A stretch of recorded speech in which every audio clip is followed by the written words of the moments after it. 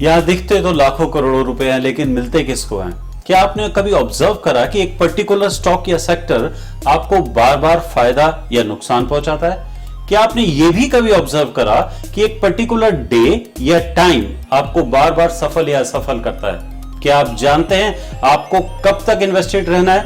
एक दिन, एक हफ्ता या एक महीना?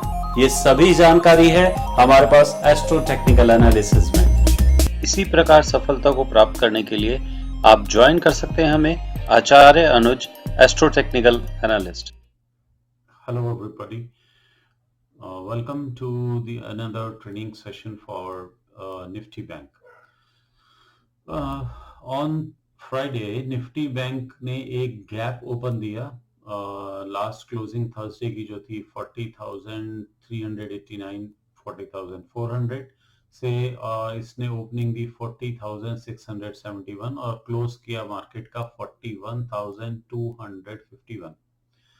तो ये जो पूरी स्विंग 39,600 के आसपास से शुरू हुई है, इसका जो मेजर रेजिस्टेंस लेवल आता है वो 41,615 600 के आसपास आता है। और टेक्निकल चार्ट्स के हिसाब से भी ये एक ऊपर एक स्ट्रॉन्ग ट्रेंड लाइन है जहां पर इसको आकर मिलना है। और अब नेक्स्ट सेशन 6 को ऑपरेट होगा मंडे को।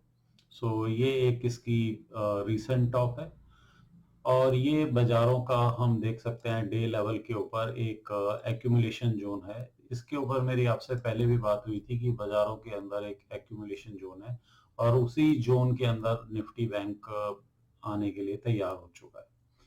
सो इंटरनल चार्ट्स के अंदर चलते हैं और देखते हैं क्या कुछ है निफ्टी बैंक में समझने के लिए। नंबर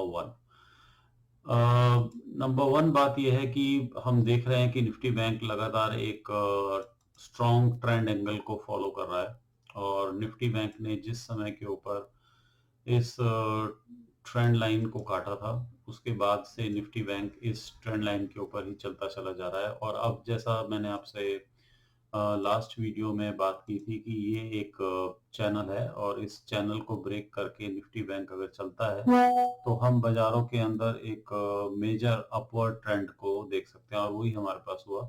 यही है हमारे पास 252 का लेवल और 41,600 का लेवल, यही इस एक्यूमुलेशन की टॉप या maximum 41,980। So the first resistance we think should be facing 41,600 and then 41,985 or maybe 42,000। और अगर ये 41,615 का जो टेक्निकल लेवल है अगर इसको सपोर्ट कर के ऊपर चलता है तो फिर शायद ये 42,298 42,650 की तरफ भी जा सकता है। So let's see whether that happens और नॉट। आइए ट्रेड देख लेते हैं कि हमें ट्रेड किस तरह से प्लान करना चाहिए फॉर नेक्स्ट सेशन।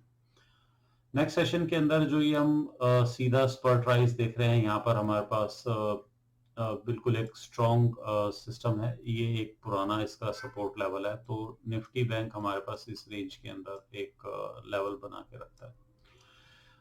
तो मार्केट अगर हमारे पास गैप ओपन होती है यानी कि 41,600 की तरफ चलती है या 41,600 या 41,957 की तरफ चलती है तब तो क्लियर है। अदरवाइज बाजार जो है एक बार अपने लेवल्स को इनको टेस्ट कर सकता है।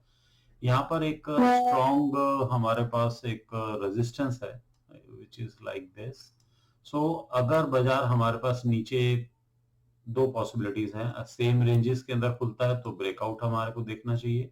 बाजार अगर नीचे की रेंज के अंदर जाकर 41,150 के ऊपर खुल के एक्यूमुलेट होके नीचे जाता है तो ये इसको इस रेजिस्टेंस को चेक करेगा विच इज अप्रोक्सीमेटली 40,926 और उसके बाद बाजार चल सकता है। और अगर बाजार कहीं पर इसी रेंज में ऊपर मंडे को एक्यूमुलेट करके चलता है तो बाजार चल सकता है। देखिए मेजरली फ्राइडे को जितने भी निफ्टी बैंक के कंपोनेंट्स हैं, एचडीएफसी, आईसीआईसीआई, एक्सिस, सब बहुत अच्छा उन्होंने एक ग्रोथ दिया। और